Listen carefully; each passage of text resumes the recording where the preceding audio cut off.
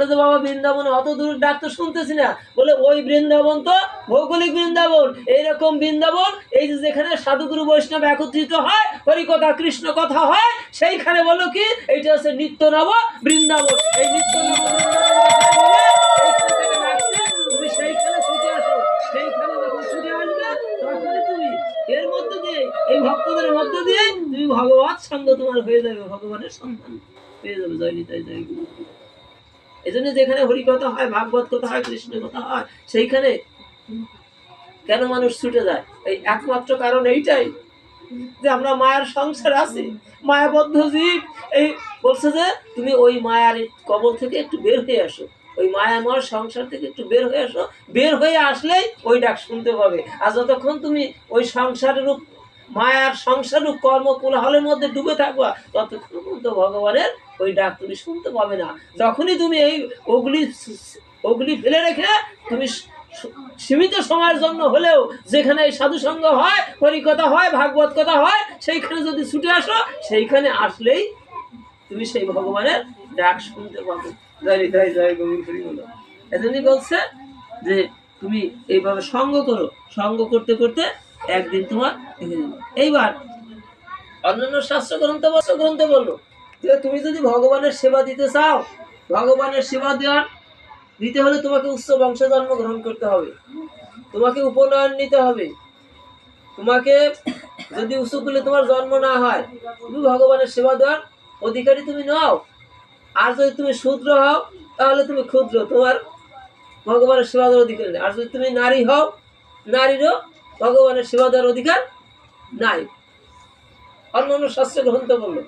আর ভাগবত যে কথাটা বললো, অভিনব বার্তা এইগুলো। ভাগবত কেন আপনি শ্রবণ করবেন? আপনি এখানে আসছেন ভাগবত কথা শুনতে, কেন আসবেন? আপনাকে কেন এখানে কি পাচ্ছেন? আপনার যে অধিকারটা ছিল, সেই অধিকারের কথা আপনাকে জানানোর জন্য ভাগবত আপনাকে ডেকে আনতেছে। হরে কৃষ্ণ। ভাগবত আপনাকে ডেকে আনতেছে। আপনার ওইখানে গোবিন্দ চরণে একটা তুলসী দেওয়ার অধিকার আপনি হারিয়ে ফেলছেন। ভগবানের সামনে এক টুকরো ফল দেওয়ার অধিকার আপনি হারিয়ে ফেলেছিলেন। ভাগবত অভিনব বার্তা এনে দিল। এই কথা ভাগবত আগেও ছিল, কিন্তু ওই যে দুই ভাই হৃদয়ের খালি অন্ধকার, দুই ভাগবতের সঙ্গে করান সাক্ষাৎকার, নিতাই গৌরের আগমন যখন হলো, আমার শ্রীবান মহাপ্রভু ওই কথাটা জানাই দিল। ভাগবত আগেও ছিল, কিন্তু জীব এই কথাগুলি জানতো না। জীবের মধ্যে প্রকাশ করলো যে না, তোমার অধিকার। কে বলছে তোমার অধিকার নাই? হরে কৃষ্ণ। কিবা বিপ্র, কিবা শূদ্র, কিবা পুরুষ নারী, কৃষ্ণ ভজনের সবাই অধিকারী। আপনার শ্রীমন্দিরে ঢোকার অধিকার ছিল না বাবা। এখনো ভারতবর্ষে কোনো কোনো জায়গা আছে যে নিম্ন বর্ণের হলে পরা তাকে মন্দিরে ঢুকতে দেওয়া হয় না। এই নিয়ে কেস মামলা পর্যন্ত হয়েছে। হরে কৃষ্ণ। এই জন্যই এগুলি বুঝতে হবে যে ভাগবত আমি কেন শুনবো, অন্যটা বাদ দিয়ে আমি কেন ভাগবত শুনতেছি। ভাগবত শুনলে আমার বেনিফিটটা কি? আপনার যে অধিকার ছিল না, অধিকার ছিল, কিন্তু সেই অধিকার আপনাকে দেওয়া হয় নাই। অধিকার থেকে বঞ্চিত করা হয়েছে। সেই বঞ্চিত করা হয়েছে, সেই অধিকার আপনি ফিরে পাওয়ার জন্য এই কথা যখন আপনি শুনবেন, আপনি চ্যালেঞ্জ করে এক সময় আপনি গোবিন্দের মন্দিরে গিয়ে যখন আপনি সেবা দেবেন, যদি কেউ আপনাকে আটকে ফেলে, তখন আপনি তো তার প্রতিবাদ করতে পারবেন না। আমি যে গ্রন্থের আশ্রয় নিয়েছি, এই ভাগবত আমাকে বলছে যে তুমি সেবা দেওয়ার অধিকার তোমার আছে। এর জন্য যে উপকরণ লাগবে, সেই উপকরণটা হলো যে আপনার MA PhD মাস্টার ডিগ্রি থাকতে এমন কোনো কথা নাই। আপনার হৃদয়ে যদি শুদ্ধ ভক্তি থাকে, হৃদয়ের শুদ্ধ ভক্তি যখনই হবে, তখন আপনি ভগবানের সেবা দেওয়ার অধিকারী হবে। এই যে কয়েকটা রসে ভজন করে, দাস্য, শান্ত, দাস্য, সখ্য, বাৎসল্য, মধুর। আপনি একটাকে সম্পর্ক ধরেন। এই যে দেখেন, এই মাসে দামোদর ব্রতে যারা আছেন, কি বাৎসল্য প্রেমে গোপাল সেবা দিচ্ছেন না? হরে কৃষ্ণ। কেউ বিছানা নিয়েও রাখে, তাহলে এই মাসে তো বিছানা সংযমী আছে, সে রাধে রাধে হরি বলা। তার বাৎসল্য প্রেমে গোপালকে বুকের পাশে রেখে, তার সজ্জার পাশে রেখে সেবা দিচ্ছে।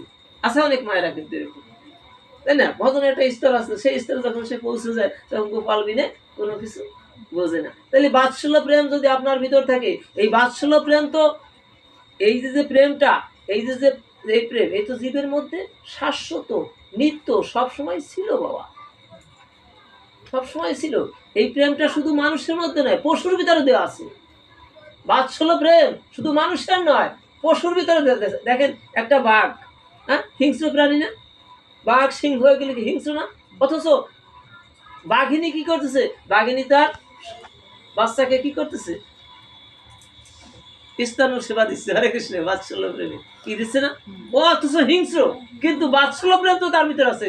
না হলে তার সন্তানকে সে তার বাচ্চাকে কিভাবে সে এই বাৎসল্য প্রেমে স্তন পান করাচ্ছে না? তাকে ভালোবাসতেছে, বুকে আগলে রাখতেছে। তাহলে ভগবান ওই যে বাৎসল্য প্রেমটা এখানে পশুর ভিতরে দিয়ে দিছি, দিয়েছে না? হরে কৃষ্ণ। এদের ভিতরে ভক্তি আছে, এদের ভিতরে প্রেম আছে। এটা প্রমাণ করাইলে কোথায় গিয়ে? এটা প্রমাণটা মিললে কোথায়?